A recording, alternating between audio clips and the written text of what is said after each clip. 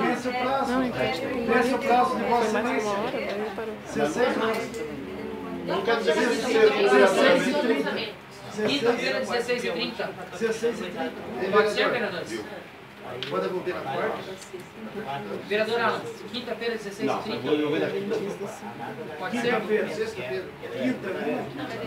16 horas Quinta-feira. As pessoas não têm consenso, vereadores. Excelências, quinta-feira. Quinta-feira. Vou pedir a votação então. Só deixa eu fazer um questionamento. Sim. Por que não pode ser segunda na nossa reunião, na reunião ordinária? Porque nossa é conjunta. Sim, pode ser. Então, Você não pode chamar para segunda conjunta?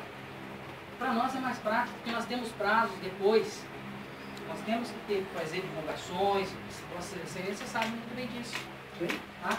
Então, por isso, a minha sugestão é, quantos concordam que seja quinta-feira, 16h30? Levanta o braço, os vereadores.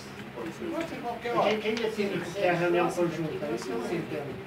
Não está previsto no regimento. Não está previsto isso no regimento. Quem define que é a reunião conjunta? Isso é só para Nós definimos. Quem nós temos? Nós comissões. Alguém tem uma outra data? Eu tenho segunda-feira na Segunda-feira. reunião. Quem sugere? Quem vota segunda-feira? eu também pode ser segunda, melhor ainda para mim também. Quanto mais anos, Agora, segunda tem prazo. Mas é prazo. Assim mesmo venceu Ok. aqui. Quinta-feira então. Na força vai ser o quê, né? O Marquinhos, a gente continua aquele mesmo assunto, você até um dia falou que nunca mais vai acontecer isso, mas vai continuar acontecendo.